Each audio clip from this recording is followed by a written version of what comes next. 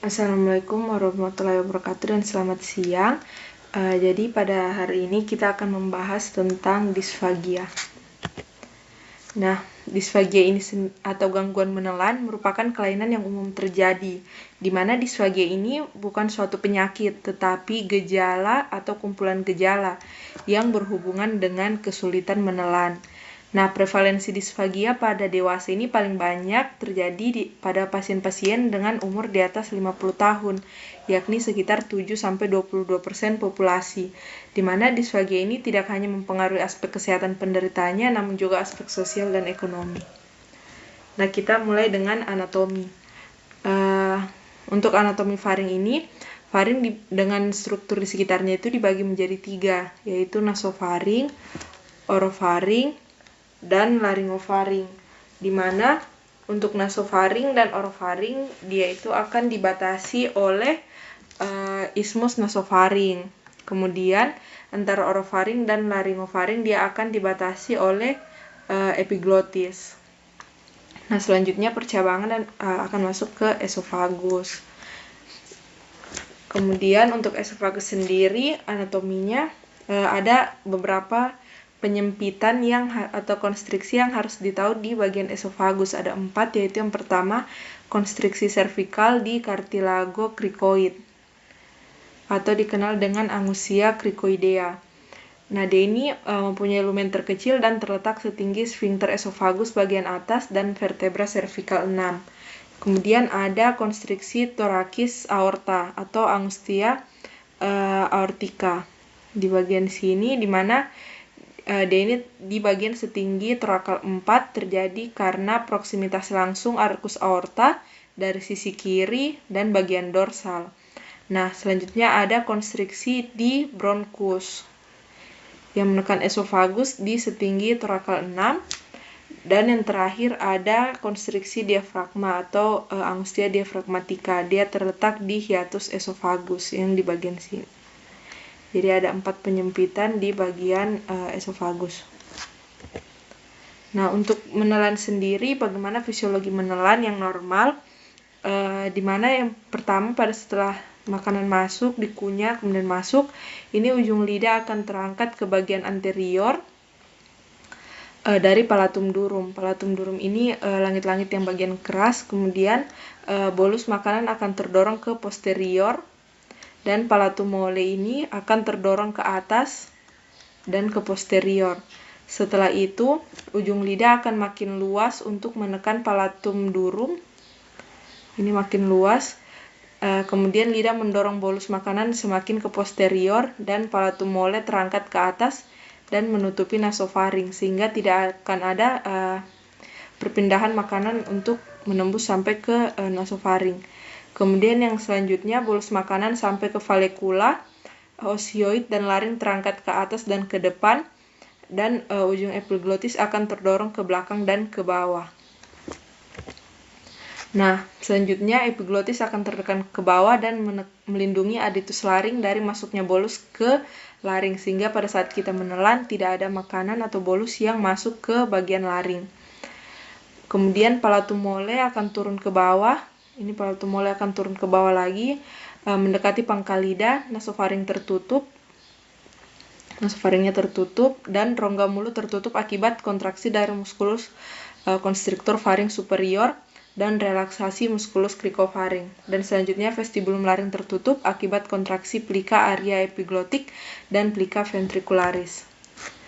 Selanjutnya makanan mulai makin ke bawah, di mana bolus makanan sampai di valekula dan menekan ke bawah menyebabkan muskulus cricofaring relaksasi, dan bolus ini selanjutnya akan turun ke esofagus, sehingga timbul gelombang peristaltik di bagian esofagus. Yang selanjutnya epiglotis terangkat ke atas kembali, jadi pada saat ini dia sudah mulai terbuka lagi, dan nasofaring juga sudah terbuka. Dan akhirnya seluruh organ di rongga faring kembali ke posisi normalnya. Gelombang yang selanjutnya bolus ini akan diteruskan ke bawah dengan gerakan peristaltik dari esofagus. Nah, jadi disfagia ini berasal dari bahasa Yunani, yaitu dis yang berarti kesulitan atau gangguan, dan fagia yang berarti makanan, sehingga didefinisikan sebagai kesulitan makan. Nah, secara epidemiologi, komunitas disfagia ini 2-20%, di mana usia lebih muda, jenis kelamin laki-laki, status menikah, pendidikan tinggi, pendapatan rumah tangga yang lebih tinggi, dan memiliki asuransi kesehatan menjadi faktor resikonya. Nah, untuk klasifikasi, kalau berdasarkan penyebab, dia ini ada 3, yaitu disfagia mekanik, motorik, dan disfagia oleh gangguan emosi. Sedangkan untuk lokasinya, dia terbagi 2, yaitu orofaring dan esofagus. Nah, untuk yang pertama, disfagia mekanik ini, penyebab utamanya ini adalah sumbatan. Jadi dia ada sumbatan lumen esofagus, baik oleh massa tumor ataupun benda asing di esofagus. Nah, disfagia mekanik ini dapat disebabkan oleh bolus makanan yang sangat besar, adanya penyempitan intrinsik atau kompresi ekstrinsik lumen lintasan untuk gerakan menelan. Nah, pada orang dewasa ini, lumen esofagus ini mengembang hingga mencapai diameter 4 cm. Jika esofagus tidak mampu berdilatasi hingga 2,5 cm, maka gejala disfagia dapat terjadi. Untuk motorik, kalau motorik ini berbeda dengan yang sebelumnya, di mana motorik ini akibat penyakit pada sistem saraf pusat dan perifer, transmisi neuromuskular ataupun otot. Nah, dia lesi di pusat menelan di batang otak, kelainan saraf otak seperti nervus 5, nervus 7, 9, 10, dan 12, kelumpuhan otot faring dan lidah, serta gangguan peristaltik esofagus dapat menyebabkan disfagia. Nah, penyebab utama dari disfagia motorik adalah akalasia, spasme difus esofagus, kelumpuhan otot faring, dan skleroderma esofagus. Dan yang selanjutnya ada disfagia akibat gangguan emosi, di mana ada yang sebelumnya dikenal dengan istilah hysterikus oleh Purcell pada tahun 1707, di mana dalam bahasa Latin, globus artinya bola dan hysterikus artinya suatu gangguan yang berhubungan dengan faktor psikogenik, sehingga dikenal dengan istilah globus hystericus. Ini umumnya menggambarkan perasaan subjektif, adanya rasa mengganjal atau tercekat di tenggorok yang dapat menetap atau hilang timbul. Nah, jadi ini hanya perasaan subjektif. Jadi pada saat dilakukan pemeriksaan, hasilnya bisa dalam batas normal. Perawatan umum untuk globus hystericus adalah menjelaskan sifat jinak dari gejala tersebut ke pasien. Kemudian secara anatomi, yang pertama ada disfagia orofaring, di mana pasien dengan disfagia orofaringeal ini sering mengalami tersedak, batuk, ngiler atau drooling, dan regurgitasi hidung, kesulitan menelan, atau perlu menelan berulang kali untuk membersihkan makanan dari mulut. Nah, penderita mungkin mengalami suara serak atau suara lainnya, termasuk suara basah. Nah, pasien biasanya akan secara akurat melokalisasi gejala-gejala yang dirasakan pada tenggorokan atau leher. Nah, terdapat beberapa penyebab dari disfagia pada orofaringeal ini.